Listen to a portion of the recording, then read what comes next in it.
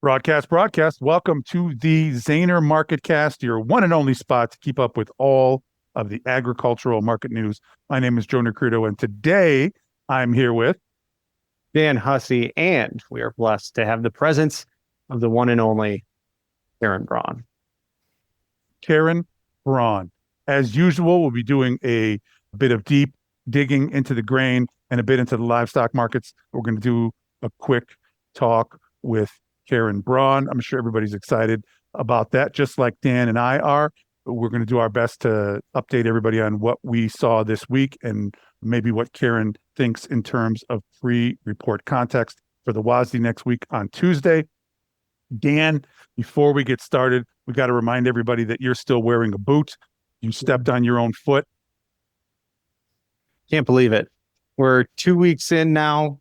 Can't believe that it's just this quickly after surgery, we're already walking. I guess I'm 3 weeks after surgery, but yeah, only cool. I think only like 4 more weeks, I think, in this boot altogether. That's incredible. But probably needed the rest anyway. Karen, you are also a physically active person. Many of the listeners or viewers probably can imagine your multiple handstands in multiple locations. Also that you are an avid runner, not a 5K, not a turkey Thanksgiving morning run that you miss. You are a pretty good runner, huh? Yeah, you know what? I think I was until I also hurt my foot last year. And I'm still waiting to do my first real run since then. So I wish you luck, Dan, but I have found other things to do in the meantime, like strength training and just going on walks, and I'm staying active, still doing handstands. For me, it's the same thing. Ever since I've had this intermittent hip injury, I've found a lot of other things to do, mostly where I eat pizza and drink tequila. And it's just about staying busy as far as I'm concerned. Who do you think, we talked about this a minute, who do you think would win in a race right now? Karen, with the recovered foot, how does your foot feel, by the way? Are you okay? I mean, no, it will never be okay. It's one of those things where when you age, it just is. It happens. My back hurts. My leg hurts. I don't know anything about that. Yeah, so I don't know. I'm going to vote for Dan. Dan's going to beat me in a foot race. You think even with that boot, could you run in that boot? I am barely hobbling right now. No, not at this stage. Give me a couple of weeks. Leg. Actually, with crutches, though, I think I could kick anyone's ass down on a 50-meter dash. Holy smokes. I'm quick on crutches. But as we mentioned, very excited to have Karen with us. Before we begin, I thought it would be beneficial. My assumption, Dan, and correct me if I'm wrong, my assumption is that everybody that we come in contact with knows about Karen. I often say, I don't know what I think in the morning until I see what Karen says. You think it's worth having... How many times, right, have we said that here at this very podcast, right? Absolutely. If there was a stack of dimes for every time we reference Karen's name or her work, we'd have quite a few dollars here stacked up, I think. That's for sure. Karen, can you take a moment, if you would, and for the 2 or 3 listeners or viewers that we have, if there's 1 or 2 of them that isn't familiar with you, can you tell us about your background and where you come from and how you got here? Can you do that? Yeah, definitely. I mean, I bet there are some people out there that maybe just have heard of me or maybe have seen some of my charts, don't know it's me. So yeah, I've been around in agriculture for about 14 years now. And I just spent 10 years as the agriculture columnist for Reuters News. So basically just writing about whatever I see in the global agriculture space. I have a background in weather. I have 2 degrees in meteorology. So that is my strength. I'm a very science and math and statistics based person. So all of my analyses are always driven by context and math and a historical perspective. I don't come from agriculture. I wasn't raised on a farm or around anyone doing anything related to agriculture. So really my first exposure was, I guess, 13 years ago. So it kind of brings me, or I guess I can bring the market kind of a different perspective. Someone that's not been around their whole life, but has a really strong analytical background. And yeah, I think that has taken me very far, just kind of rooting myself in the data and building from there. So pretty much, you maybe have seen me on X, call it Twitter, X. I post a lot of charts on there. I post a lot of stuff when the USDA reports drop or any other reports drop. I will post the data on there. So yeah, and also, like you mentioned, I do handstands in the cornfields when I go on the crop tours. So you may have seen those. But yeah, that's pretty much what I do. And now here at Zaner, it's been about 3 weeks and I'm doing the exact same stuff that I was doing before at Reuters, but now I'm able to give a little bit more of a tailored offering, maybe have a little more flexibility, and hopefully be able to offer people just a little bit more of me and my analysis, and just in a more, I guess, fuller and comprehensive way. Have you done any handstands here at Zaner yet? Oh, that's a good question. Actually, no. Yeah, that's a good point. I do need to make my first Zaner handstand, but I think there needs to be a like plant the flag moment, right? We'll get that going sometime here. So. I noticed that your analysis, when you do give information, if you do have any kind of, I hate to say not preconceived notions, but if you have any ideas that are rooted in the past, you always use data. You always use historical data for those ideas. And as things change going forward, you always seem willing to make an adjustment, even while referencing the historical data. And that seems to me to be not necessarily different, but a valuable skill that you don't often see in agricultural analysis. A lot of folks kind of get locked in, whereas you seem to be able to use the past to make new decisions about the future. What would you attribute that to? Do you think it's your meteorological training or something else? I mean, I think it is my experience just as an analyst. Obviously, look, there are two sides of the market. There's people that are long, people that are short, and people that will defend that position. And they have reasons, and there are valid reasons to be on either side of a market. And if it was that easy, we wouldn't have markets. So when you look into the data, you can always kind of see both sides. So anytime I come up with, I think this might be causing this, I might look into the data and say, wow, it actually looks like the opposite thing is happening to what I thought. And that's a story, right? So I always like to, I guess, debunk my theories of, so to speak, or just what could go wrong here. I'm saying all these things might happen, but what could derail that? And I think that, if I've written something and then it turns out to be not true, I go back to it and I will say, hey, when I wrote this is definitely true. And I stand by that analysis, but something else happened, and that is a big story. Anomalies happen. And so I'm more than willing to talk about it because my original analysis was sound. And I think that a lot of people don't go back. They don't want to call themselves out, or they don't want to just draw attention to it because they may have positions themselves. Like, I don't trade at all. I never have. And I really wouldn't want to, because honestly, I think that the way that I approach it really works for me and seems to work for other people. So no, it's a very well-oiled machine, I would say. An invaluable approach to analysis that seems to, a lot of people find it to be very useful, even invigorating, right? You see somebody that's willing to go back and say, here's what I thought it was. This is why I thought that, but now here's new information and this is what you should know. And so to me, having done this only since 1992, it's a pretty neat thing to find somebody that's willing to be aggressively transparent in that way. Am I right, Dan? And aggressively objective too, right? No attachments to positions, no attachments to government like the USDA, right? You get to actually look at the data and formulate an opinion that comes from data, not from all those other third party things that can affect your opinions. And even Joe, even you and I as brokers, right? Our job is to be objectively unbiased for our clients, right? To give them the best analytics we can. We try to do that. But it's almost, I don't want to say it's impossible because we do it every day, but it's really hard because we do even attach to our clients and wanting them to be successful too, right? And so even we have that what do you call that? I don't know, some kind of conformity bias that we have to overcome. And so it's awesome to have Karen's voice out there that is clean of all of that I think the entire industry has gravitated towards over the last half a decade, and it's become very apparent. And it's become served us well, right? Served us well in this very context. We have spent time in this venue where we have used Karen's work to keep us objectively rooted in fact and shared that with people. So the idea that she's today sitting here with us and we're able to speak about her offering through Zaner Ag Hedge, to me, is pretty neat. Can you guys tell folks, Dan, can you tell us how we can get, so anybody, to my knowledge, the way that I understand this, Zaner Ag Hedge customers or not, anybody can sign up for her work at this moment in time. Is that right? That is right. And remember, everything we talk about here today is just our own opinions and that are not objective trade decisions, and that futures involves risk, and always seek out financial professional advice before doing so.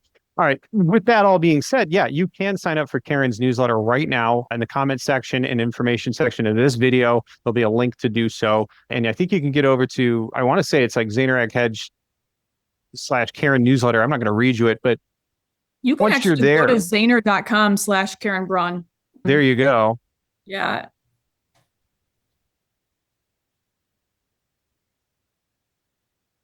And so while we're pulling it up, we want to remind everybody that you can also sign up for the Zaner Ag Hedge Hotline. That's Ted's daily update, which is likely a big part of the reason that we're here and able to talk to everybody. The idea that Ted, and same thing with Karen, the idea that Ted's going to come on every day at about 2:00 and update folks directly over the phone into a hotline that they can access whenever they see fit. It's just a terrific, terrific offering. And the price on that, which is free, is out of this world. Same thing with Karen's work. Her market context is coming to folks throughout the week when she sees something that she absolutely feels like people should know about. We're going to talk about a few of those things today, but you just can't beat the fact that you can look into your inbox, as I did this morning, and get an update directly from Karen Braun. Easy to sign up, no cost, no obligation. If there's a better deal in ag futures, I don't know what it is. Yeah, seriously. And I think we got a lot to cover going into a WASDE report. That's a perfect segue. Give a rundown of some trade estimates and crop production numbers for next week, right? Coming in next week. Let's look at the numbers here real quick for corn. We opened at 411. The high was 412 and 3/4, low 396 and 3/4. Last trade 405.5. That's down 5.5 on the week.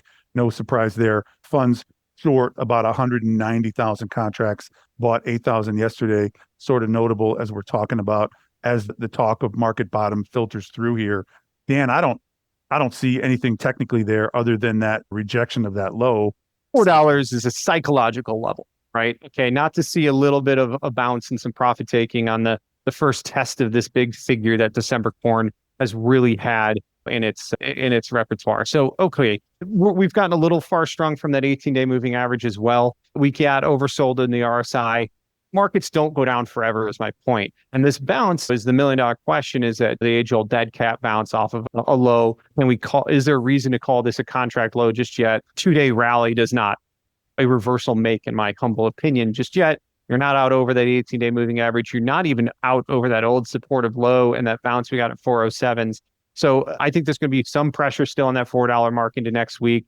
And unfortunately, looking to September corn, they're solidly below $4 right now. So your delivery, your spot month corn now is below 4.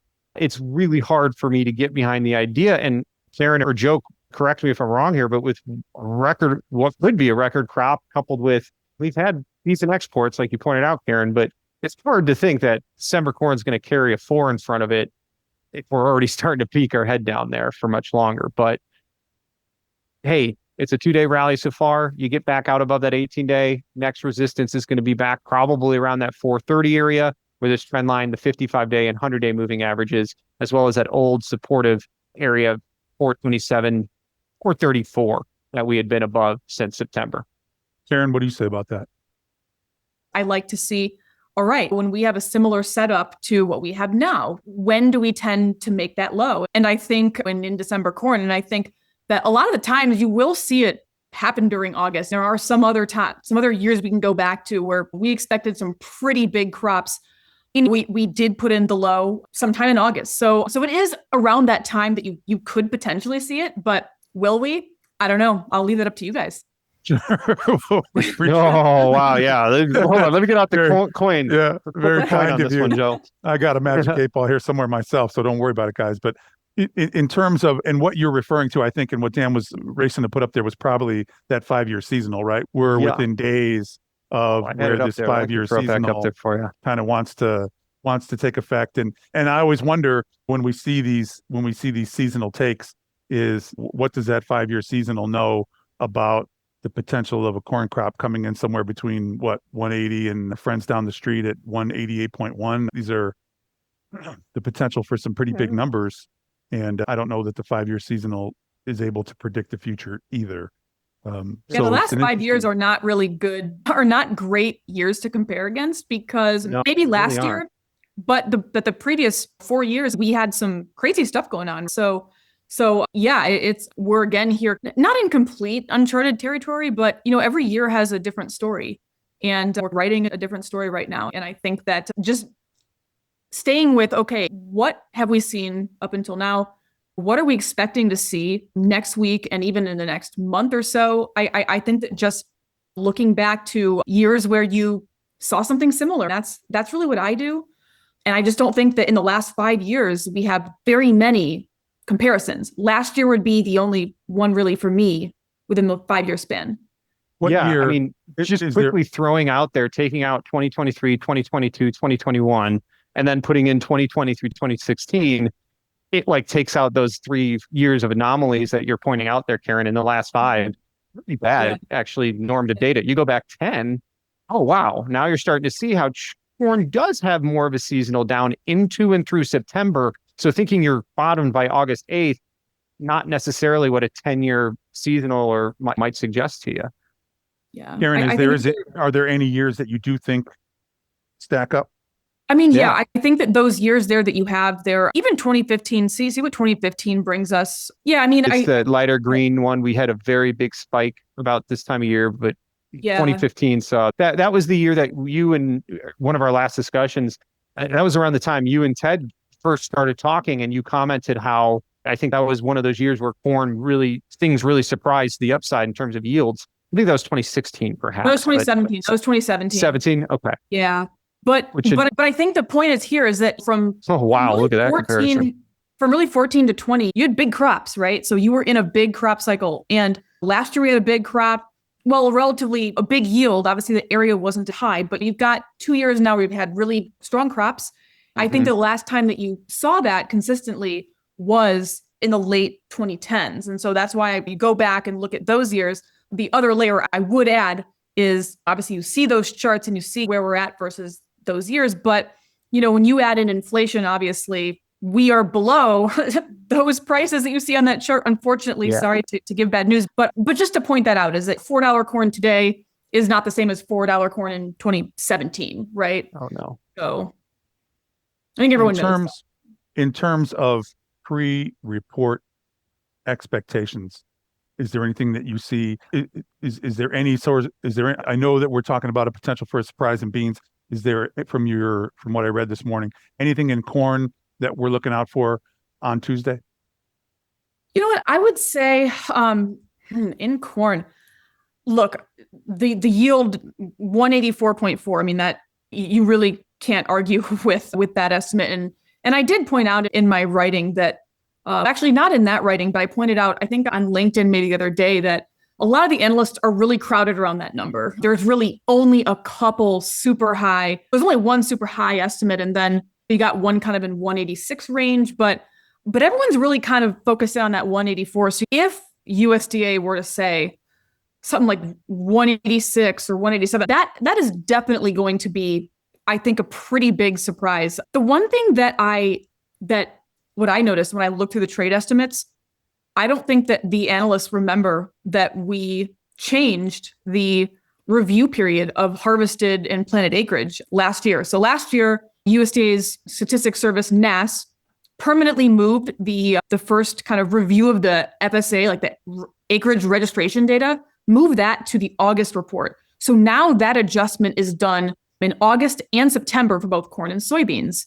And when I looked through the analyst estimates, most of them were unchanged from July. And that just never happens. I think I wrote in my piece that corn on average in the last 4 years, you have a 700,000 acre move between 700 to 500,000, right? Yeah, 700,000 for corn. And then there's 500,000 for beans. Last year, we actually gained 1 million acres of beans in the August report. That was really unusual to see that gain. But my point is, if you look at these ranges on the areas, you can just see, look, the analysts, I think they just simply forgot, because it was new last year and USDA put out a press release on July 31st. So all the analysts were like, ooh, okay. This year, I don't think they remembered. So that could be honestly a wild card for both corn and soybeans, in my opinion, if we have a reason to believe that the harvested area is drastically different from what the farmer survey back in June revealed. That brings us to beans. November beans opened the week 990.5, high 1002 and a quarter, low trade 981 and a quarter, last trade 987 and a half, down 1 3/4 on the week. Almost a moral victory there, only down 1 3/4. Funds are short about 57,000 contracts.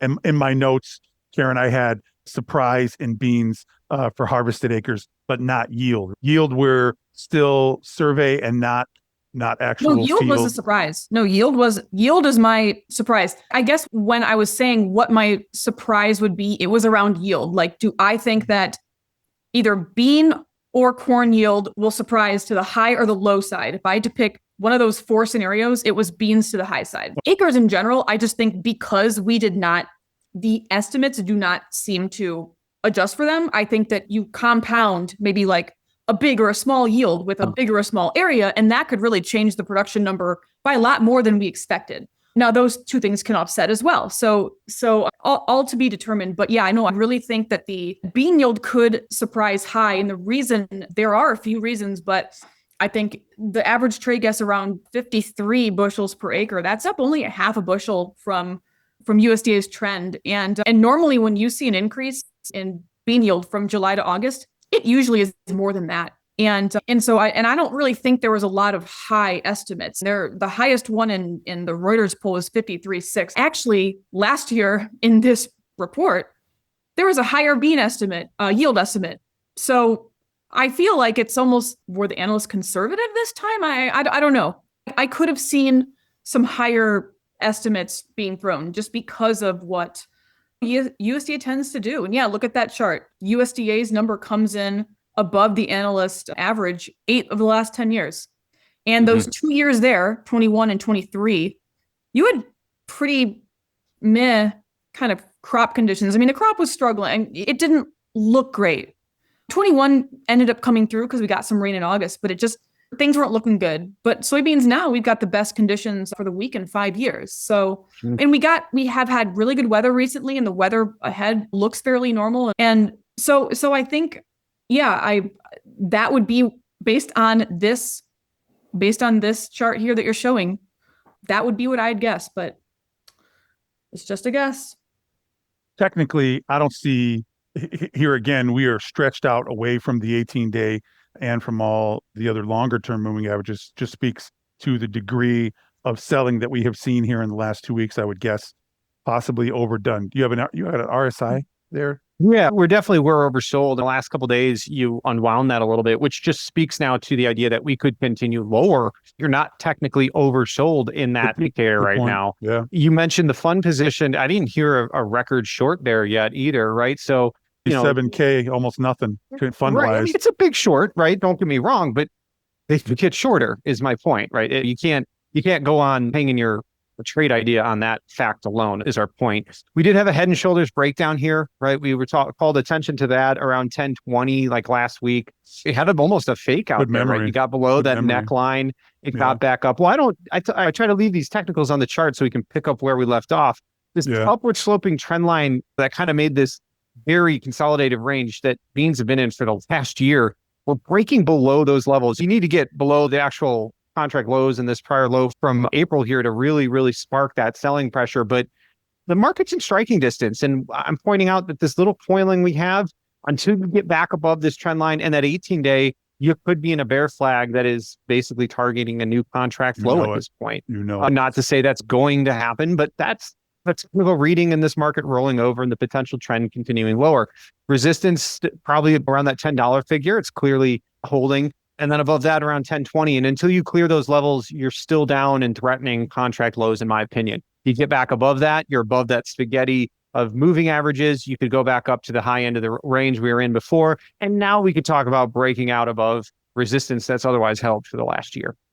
Interesting, the ferocity, the effectiveness of these bull traps here. And I can remember the thoughts in my mind as we briefly got over all of those moving averages, and my brain is saying a failed head and shoulders. Here we are back above the neckline. Here we are knocking on the door. We look like we're headed for 1060, and then sky's the limit. And then all of a sudden, falls apart. Right back down from where you came. Down. Yep. And Head and Shoulders is back in the picture. Nothing I like better than a failed Head and Shoulders, especially in these circumstances. And I'm willing to bet there's a lot of like headline weather news you could have followed here, right? As you had the heat come in and out of forecast here, May through June and July. That's the fight you had in this market. But there was a lack of commitment and follow through in either direction. Now you're starting to see some of that push lower with the narrative of the best weather, as you've heard here today, that in setup you could have going into a pod setting season. It's hard to get really excited about wanting to buy this chart right now. Looks that way. How about the products? We've got September meal, open the week 270.80, high 282, low 269.60, last trade 276.60. That's up. Soybean meal up 570 on the week, but still short what I consider to be a whopping 130,000 contracts in meal, not giving up that short position. No. And technically looks like maybe they should begin to think about it. Almost a reverse Head and Shoulders there, right? Yeah, you got a bit of a neckline. A little more shoulder. You got that 280, 282 resistance area very clearly on this chart right now, right? You're below it. You are, though, bottling up for the week above that 18-day moving average. So that's a new technical development that we haven't seen since the beginning of June. In June, we failed to get follow through. The 55-day and download sloping trend lines continue to hold the trend lower, and we just continued. We broke down, right? There was very little reason for meal to stay bid, at a year where I think a lot of the focus has been shifting to the oil, as we've been talking about, right? It has been there was an oil driven rally there for a bit where meal was just left on the sidelines. Anyway, long story short, right? We're still holding below some key, like short term kind of key levels you'd want to see us get out above. But a few days up, that 50% pullback into an 18-day moving average. Overbought conditions. So I don't love that you haven't seen a lot of follow through on the meal, but there's a chance, right? I'm saying there's a chance. What's interesting, Dan, about that chart? Can you highlight August 5th on that chart? Sure. Yeah, this is meal we're looking at. Yeah, so August 5th. So the data just came in that high, yeah. But the commitment of traders data shows that funds actually were slight net sellers of soybean meal on the week ended August 5th to establish a new record short. Wow. About 134,000 futures and options contracts. And actually that is about roughly the same as it's been for the last 5 weeks, but we ticked a slight new record in that week. And it's interesting because you do see down and up in that period, right? I mean, even off of that, the two kind of, I guess 3 pretty green days there. Yeah, still funds were sellers. So it does seem that there's just nothing to get excited about there, at least. Chinese have sourced how many cargoes? Yeah, they're starting to buy cargoes. So the comment.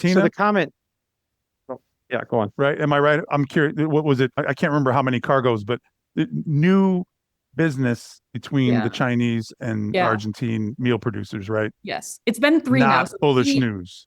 Yeah, no. So 3 cargoes so far since June. The trade was approved in 2019. So this is the first time that they've done it. And the reason is because China is well set up to import raw beans, crush it themselves right there at the port, and then transport it to where it needs to go. But now with meal where it's at, it's actually working out to where importing meal, global soybean and product trade is a little wonky right now. And you also saw China sell some soybean oil to India. I mean, this kind of stuff, you would never really picture this stuff happening. But when you get down to certain levels, I guess this is what happened. Like, you never would have thought that China would import soybean meal. And honestly, it's a small amount right now. So let's not get ahead of ourselves. But just seeing that starting up, it just tells you, look, they're going to do what's economical for them. And if and things always have, shift, I mean, if things are to shift, anything can really happen. And so, yeah, that's something that we really need to keep an eye on.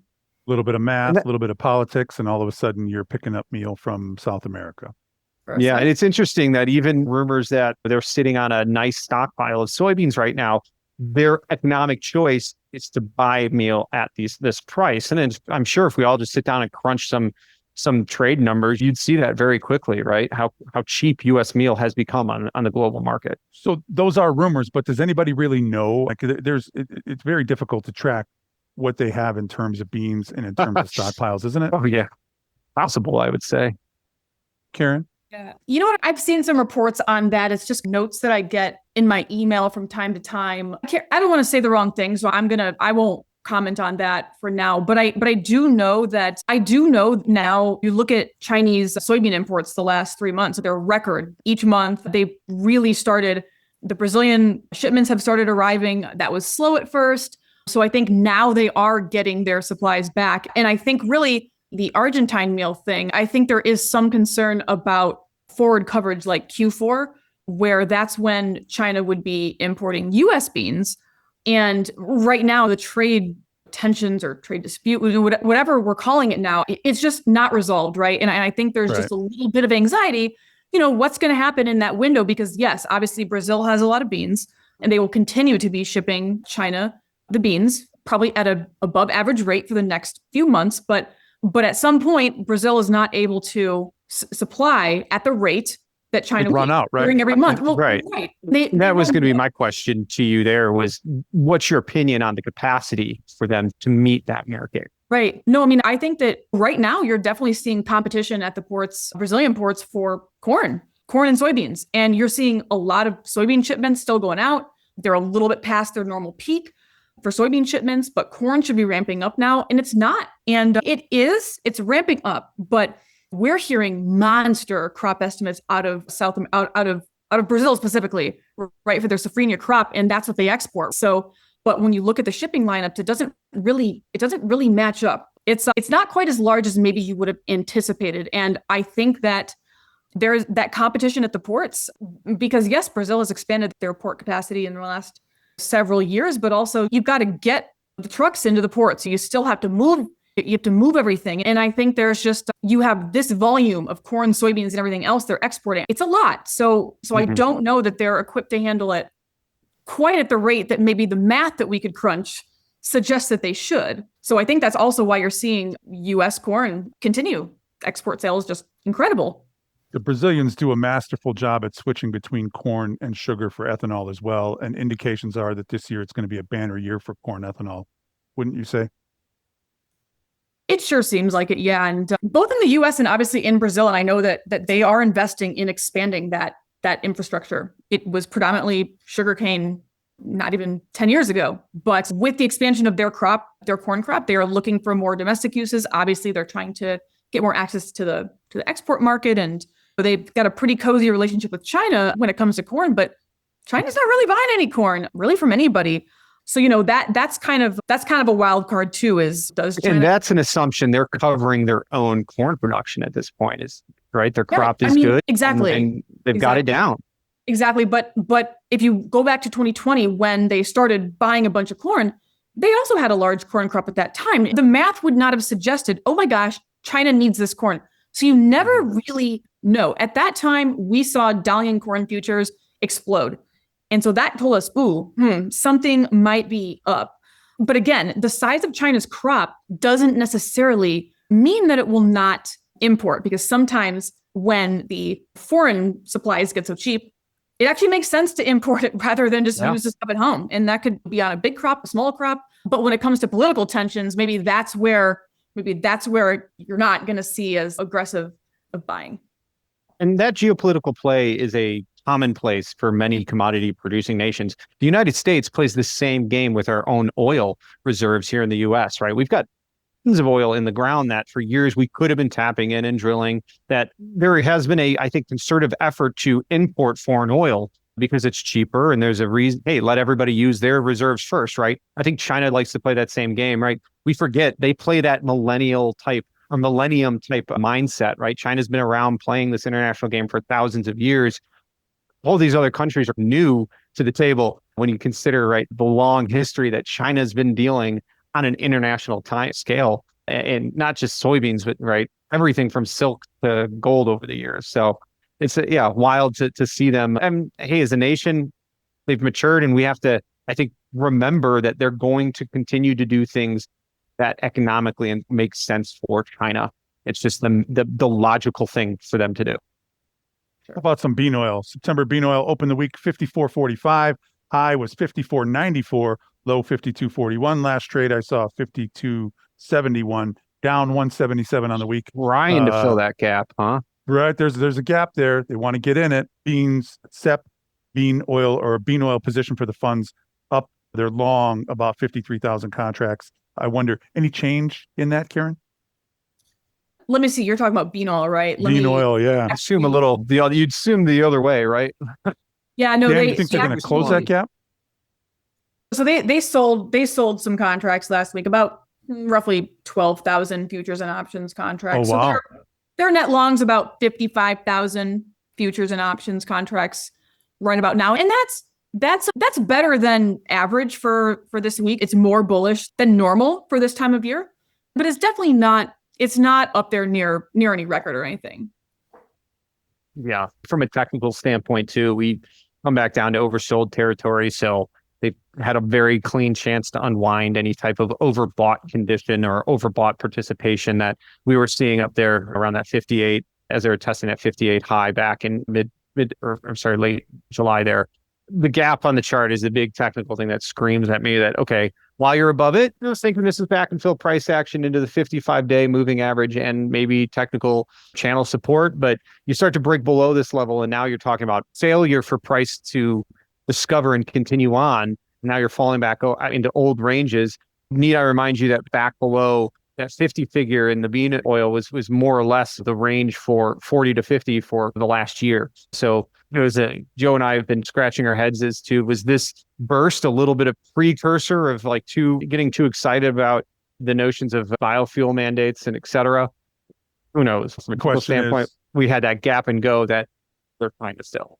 Am I naive, or is this an oversimplification? When I look at this bean oil price action, leads me to believe that the market sees further weakness in beans themselves, and that nobody feels any sense of urgency when it comes to bean oil because they know that the price of beans, or they're anticipating rather that the price of beans may be lower and maybe even dramatically. So you see the same thing there, Dan? Yeah, I do. I think there's a clear line in the sand right now where I think the market is deciding from a technical standpoint. But I think you're right. I think there's a narrative that kind of fits here that can coincide with that to watch closely. Karen, I won't ask you to guess the future, but do you have anything to add? I don't think so. I think I saw that we were supposed to get something from the EPA this week. And I can't remember exactly what it was going to be. Some further details about, maybe it was 45Z, or I have to look it up. But basically they pushed that back to next month. So no, the market was waiting. For information. Pretty tough. And but let me see if I can. We've been singing that song now for about a year and a half, haven't we? It's going to get it this week. If there were predictive markets on whether or not they will come out, you got to they push that down the road. Unbelievable. Time. Your tax dollars at work. Yeah. Production capacity update. They were going to do that, but then there was something else they were going to do. You know what? Maybe, that might be expected next week. I'm not sure. There's just so much, it's hard to keep track of it. But yeah, obviously we've been waiting since 2021 to figure out how many more soybean acres we're going to have to plant to sustain these new biofuel goals. And here we are 4 years later, and we still don't really know. We still don't really know. I mean, we've obviously seen soybean oil usage for biodiesel obviously go way up. We've seen the capacity expansion. We've seen crush go up. Yes, but where are we going? What's the future look like? And I think that, 4 years later.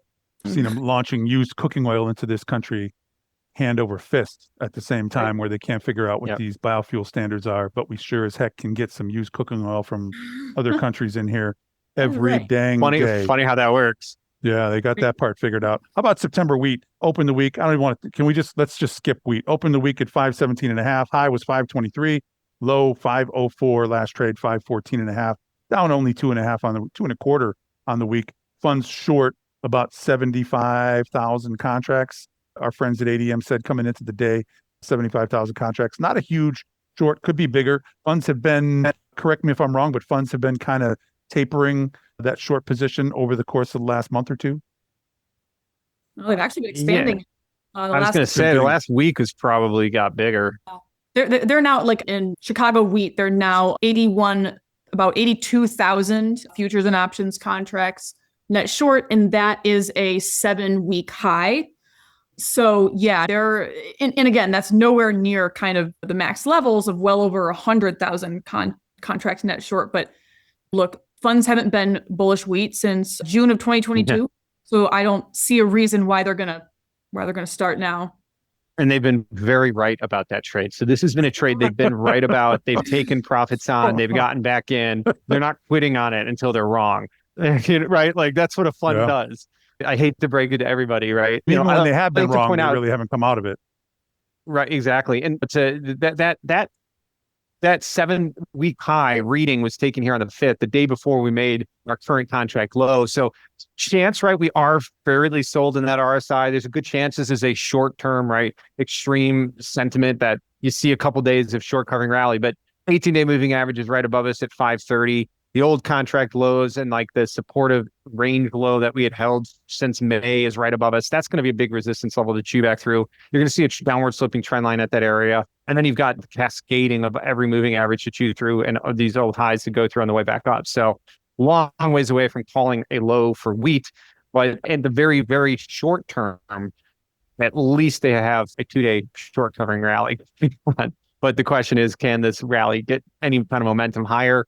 There's a lot of resistance on the way back up. We'd be remiss if we didn't talk about meats, cattle, and feeders, I guess, with the big move here today. Breathe, right? Take a big breath. Yeah. October live cattle opened the week 223.90. The high was 232.75.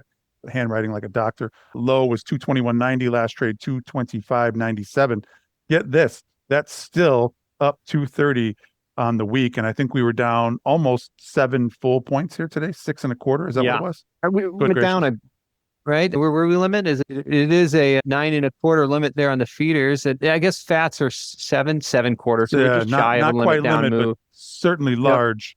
And I saw some commentary, and I think it might have been from Chris at ADM, where he said at some point hedgers are going to throw in the towel and stop making margin calls, and it's going to be difficult for these longs. They won't have any fuel to feed this fire with these hedgers have been really what is driving this. I'm not sure. I'm going to have to spend some time meditating about that I think this weekend. There's a lot of truth there because you saw a hike in margins too over this last week and this last run up. So this last run up was in the highest margin, the highest nominal cost rally in cattle that we've seen in decades, right? So at the very tippy top here, that causes this now flush out because people can't afford to hold positions and the market eventually goes the other way. You literally run out of buyers. And all values holding. Yeah. Cash cattle trade still increasing. I heard early trade up a couple bucks. I didn't get any cash trade for the afternoon. But my question is, they can take the futures for a run, but if the cash market doesn't go along, they're on a springy leash, right? They can't go too far in the futures markets without taking the cash with them. Almost every one of the downdrafts we've seen, particularly these 1 or 2 day downdrafts we've seen in cattle going back to May, have all been exactly that, Joe. We've seen this drop in futures, cash doesn't budge, and like you said, the tail doesn't wag the dog, so futures inevitably bid back up. And packers and the other side of commercials here take the advantage, right? They take advantage of this big downdraft to get some business done that they want to on the board. Is this dip different than all the others? Oh, maybe. It kind of feels a little different given where we are in the cycle and everything else and time of year and everything else. But we got to see cash also on a turn because cash is king and it's going to make or break. I think this the last nail in the coffin for a high in price getting set for cattle. I see. Karen, any context on that? Cattle's a beast, huh?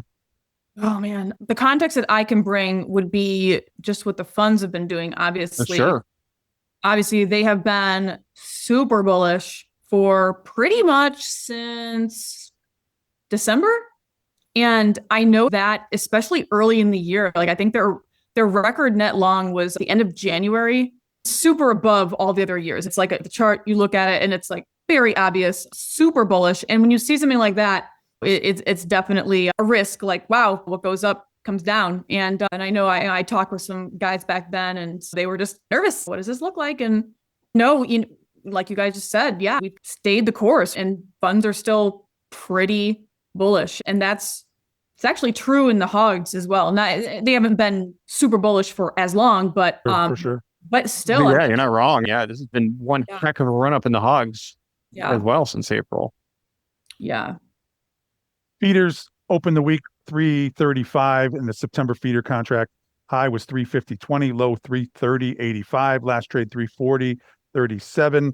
Still with almost, it was 9 points lower today. I think 9 points plus. Still up. We were limit on the week. We were down limit here in lock limit in both feeders. So you had both September and August feeders here down lock limit. So we will be expanded limits on Monday, I believe, in the feeder cattle. And we might be expanded limits in the live cattle too. So I think the rule is that if any two front month futures or two consecutive front month futures in either one of the cattle go lock limit, I believe the entire complex goes expanded limits on Monday. Don't quote me on that, but everybody do your homework to see if live cattle will be, but feeder cattle will be expanded limits of, I believe it's 12.5 cents, 13.75 cents, 13.75 on Monday. Carly Garner, another well-known name in futures, Zaner team member. Today I saw her on RFD TV and she mentioned that the story in cattle right now, not so much about making money, but just managing to keep your shirt. Everybody is at risk. Absolutely. You pick a side, flip a coin, pick a side, you're at risk. And I thought that was a pretty astute yet simple way to describe people that I know that are making money in cattle, very uncomfortable. People I know that are losing money in cattle, very uncomfortable. Interestingly, it almost seems like the people that are making money are more uncomfortable than the people that are losing money. Absolutely do not want to be caught in one of these violent whipsaws, but it remains to be seen how far this can really go. Because as I see it, and correct me if I'm wrong, as I see it, what we're talking about here, and a lot of complexity, right? You think, okay, there just isn't the animals. Slaughter numbers are down. The exports are great. Domestic consumption Borders is great. Closed, right? Borders closed. But you do have a K-shaped economy. And there are some signs that your consumer is either now getting tired or could be getting tired. And maybe there's some adjustments to be made here. I'm not sure that changes the larger picture where you just don't have the animals yet. You don't have the herd expansion yet. And we have been seeing we're going to see some herd expansion soon for quite some time, but they're just not seeing it. You're beginning to see economically it makes sense, right? Where the price of cattle is compared to inputs. Maybe I think a calf cow operation might be a little more profitable than a feeder, but I haven't crunched the numbers on that either. But hey, right? Like I get it. There's a reason that people are hesitant to take risk in this market and expand those herds too. It's not that easy either, right? It's a 200-300 day proposition. So you got to get out before we can see the market take it. Absolutely. Karen, you mentioned else. Yes. Before we got started, Karen, you mentioned that you did a little bit of work on some export sales and some historical data around that. Do I remember that correctly? Yes, I did. We're going to give everybody kind of an early look. This is some information that you are putting together for release to subscribers this weekend. Am I right? Or you may post this weekend. Okay. Dan, did you ever think when we first started doing this and when I couldn't even spell podcast, that you would be sitting here and we'd be scooping the internet? You know what I mean? We're getting some early release Karen Braun information. Look how far these two knuckleheads have come. Huh? How far you have come. This is like a Virginia Slims commercial from the 70s, right? Oh, look how far you have come. Yep. You are dating yourself there. Let's see. Can you guys see this? Yes, we can. The U.S. corn export sales for the upcoming marketing year. Yeah. So this is corn sales. Wow. The upcoming marketing year. This is to all destinations as of July 31st. So we need China.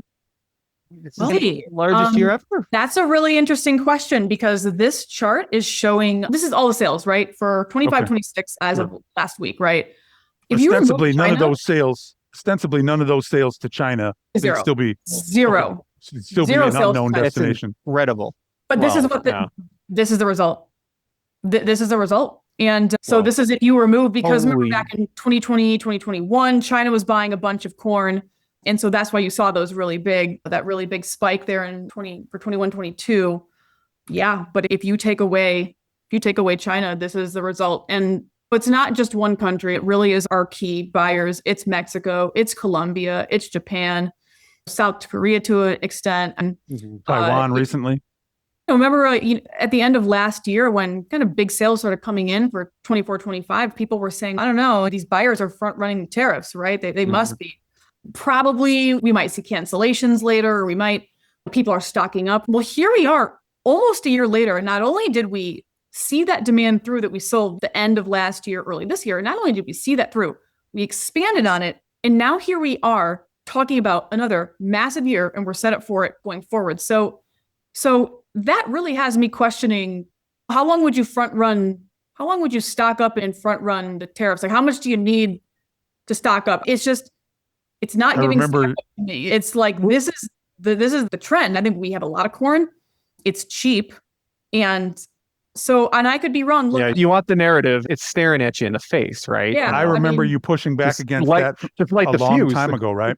You were pushing back against that as early as a year ago. You were saying, I'm not so sure about front running the tariffs. Yeah, because the data definitely didn't make sense at the time to say that, because if you actually just looked at where we were at, compare with other years, various buyers, where their levels were at, there was nothing that stood out that would say at that time, I just didn't buy into it. And yes, Mexico is importing a record volume of US corn this year. Obviously, as their industry expands, they need more feed. But again, it is interesting to see them so aggressive in 25-26 or ahead of that year, because, a lot of their big demand for our corn has been because their own crop has been bad for 3 years. They've been in a big, long drought. And I think this year it's supposed to be better. I have to check up on, what the status of that is, but that's a factor going forward. So if Mexico does turn out to produce a really good corn crop, that could, maybe later on, Mexico isn't buying as much corn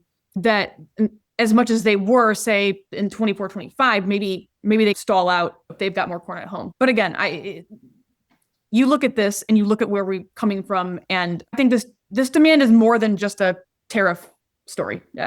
Sure. Yeah.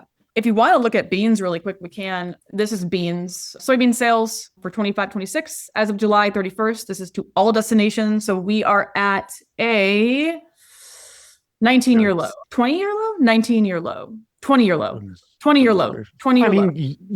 It takes you right back to your trade war 1.0. Yeah. Oh, wow.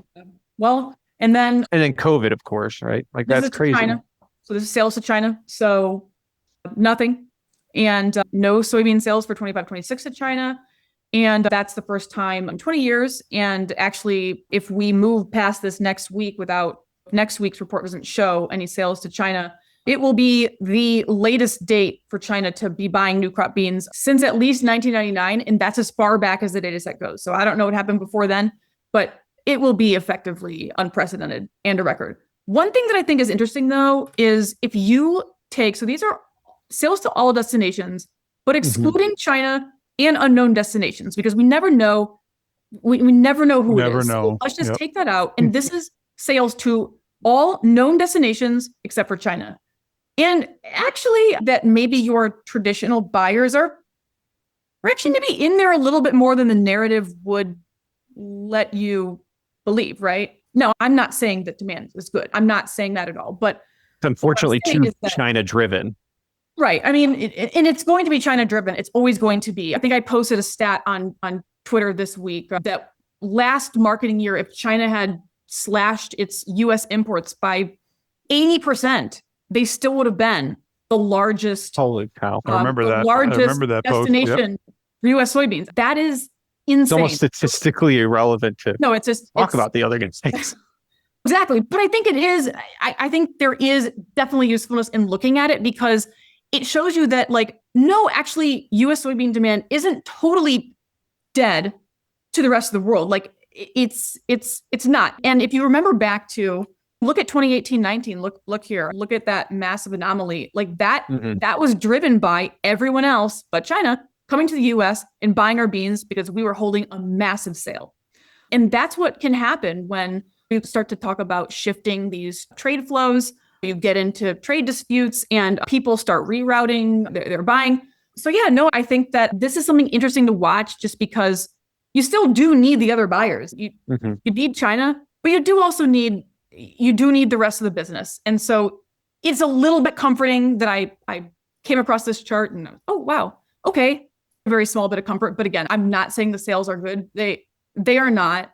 And global soybean demand wasn't growing. You wouldn't feasibly see it gross on that chart. And you're seeing that, even though it's not. I think also they're not buying everything, but the chunks the other countries are buying is growing. If you look last year, like look where we were last year at this time, like pretty similar low. We were talking about how bad the demand was. And actually, as we went throughout the marketing year, you know what? It actually didn't end up being as bad as we thought it was going to be. And even in the end here, we've seen a few extra sales, a few extra exports. We're not petering out at the end of 24-25 for soybeans by any means. So you did see the really junky numbers a year ago, but you didn't end up having the worst time of it. And so you do have to remember that it is still early. Yes, we would like to see China. Yes, we would like to see more demand, but we haven't even started this yet. So. And and this is, I mean, purely conjecture, it's really more of a speculative, but in your experience and just memories back to Trade War 1.0, is there hope for a deal, or is there a prospect for a similar type of ag deal? Because you don't hear that talked about. Like not to put a little opium in people's pipe to smoke right now, but like, okay, the narrative doesn't look great. Let's play devil's advocate against that. What does it look like if we do get some kind of trade deal, right, where China does come back? Is that even, could you even have that on the radar or have it as a potential outcome for this narrative? And it's not something to trade off of or not a reason to take an idea, but there's definitely I think if you, how does the narrative get better? Yeah. I think if you think back to that time in 2020, and I spent a lot of time writing about this as well back at that time, because in 2018, when we started going into this trade war and we thought, China will never be able to collect our starve. There's no way this can happen. Yeah. And then it actually did happen. And we were all like, oh my gosh, how is this possible? Because China's pigs were dead. They had that big outbreak of ASF. And we didn't know about that at the time. We were negotiating, like no one knew that at the time. And so China was one step ahead of us with that. So fast forward to 2020, okay, and we're signing the phase one trade deal. We're just shaking hands. Oh, this is great. China definitely knew, without getting political at all, China for sure knew what was going on in early January 2020 in their country. They for sure knew. And they also for sure knew where their own stockpiles were at, what their needs were going to be. They saw global prices. They absolutely knew that they were going to be spending a couple of years here, importing a massive amount of corn, soybeans, wheat. They knew that. So by signing a trade deal with the US, in my opinion, that was just like, look, hedging they were ahead of us. They're like, we're going to do this anyways. So let's like handshake it up. Sure, we'll make it look, we'll use it to our advantage. Or I hate being cynical, but when you look at it, there's too much of a track record of it, of when it's just, they are negotiating using information that we do not have. And so I think that, and the other thing was, the kicker was right away when the trade deal was signed, they were like, but also it comes with a clause that we're only going to buy what's needed. So it's going to be dictated by the market. So meaning that there's no way they're going to import the volume of soybeans, corn, wheat, whatever, beef, pork, that these numbers say that you need to. It's just like, it was a dollar amount. It wasn't volume, right? If we don't, then we're really sorry. And then they tried to use the COVID extenuating circumstances. I'm serious. All this is right there in the agreement. Like, it was all there in the agreement. So there's so many pieces of evidence that just say, like, look, that was a smoke and mirrors thing for China, honestly. And so it's hard to trust that. Why would they? It's just like, look, that's not how trade works. Forcing people to buy stuff they don't need or doesn't make sense for them 100% is not the way to facilitate global trade. And it's not the way, it's just not the way that it's not sustainable, right? Like it's not the way it works. Yeah. So it's not sustainable unless there's real demand. Unless there's a real market reason. So And so, if I can read between the lines in terms of what you just said, are you placing low odds then on some sort of deal? Is that what you're saying? Or they're gonna advance a deal only when the time is right for them and not based on this tariff battle? Not necessarily low odds on a deal, but just that I don't see it turning into, wow, the demand for US soybeans and corn is back. Wow, like this is what we need. Like this is crazy. I don't see that unless something happens with South America, something happens with their stockpiles, China's own stockpiles spoil, some kind of, like black swan type of thing. And again, I could be totally wrong, and I could maybe I'm totally wrong. And they sign a deal, and then China starts buying a bunch of beans. I don't know. But just based on the history, it does not seem probable to me. The market generally agrees with that, right? Like you would be excited by the prospects of things, and that's not what you're seeing when you're being objective right now. So right. Yeah. Precisely. Well, that gives us a chance to get to the important part of the Friday market cast. Are you guys ready for this? If they made a movie / audiobook about your life, who would you want to make it? So I wonder if the other question is not only who would you want to make it, but who would you want to play you? Is that what you meant? Or narrate? Wow, that's a Morgan Freeman. Deep. Yeah. So if they made a movie about your life, who do you want to be the narrator? Or the director, or the actress, or the actor? I'm a toss-up between David Attenborough and Morgan Freeman for the narrator. I don't know. I don't know if I'm worthy of like a Scorsese flick, but that'd be cool. Yeah. Right? Like, why not? Right. But I feel like I'm more of a Mel Brooks. Are you trading with me? Are you trading with me? So I'm going to say it's it's definitely a Mel Brooks movie narrated by David Attenborough. It sounds like it could be pretty ironically funny. So. Yeah, I have no idea. I don't actually really know directors. I'm not really like a movie buff person. I have a few that I like, but I didn't really watch a lot of movies growing up or even in my adult life. But I would say that I actually really like is his name Peter Thomas from Forensic Files? I think he's passed away, but that voice is like the most soothing, calming voice of all time. And I just love the way that he talks. Who doesn't lay there, fall asleep to Forensic Files just in the background, because that guy is just so comforting. But I don't think I want to be on an episode of Forensic Files. That's not a good. I don't think that's a. No, it's definitely not a life's ambition. No, but man, he's got his way with words, or had. So rest in peace. Well, if we need to put Karen to sleep, we know exactly how to do it. Yeah. Next time she gets wound up about something, no doubt about it. I get too interested in it. I don't know. Don't forget, everybody, if you get a chance, or find a chance to sign up for both Karen's work, Karen's market context, and Ted's daily market commentary. No cost, no obligation, easy to sign up. That should be down in the comments, both of those links. Simply click, give us your information. We'll give you a quick shout to make sure that you're set up. Those are easy and fun phone calls to have. Otherwise, no cost, no obligation. Best deal in all of futures trading, in my opinion. Yeah. So thanks for joining us this week and tuning into the Zaner MarketCast. If you need more, you can't get enough. You heard it from Joe. Tune in on Facebook, Twitter, and LinkedIn at Zaner Ag Hedge. Also get that daily market commentary and sign up for both Ted and Karen's newsletters in the comment section below. Thanks for joining us, and be sure to like, comment, and leave a follow here with the podcast and not miss a beat. And we'll be back with you as price action develops.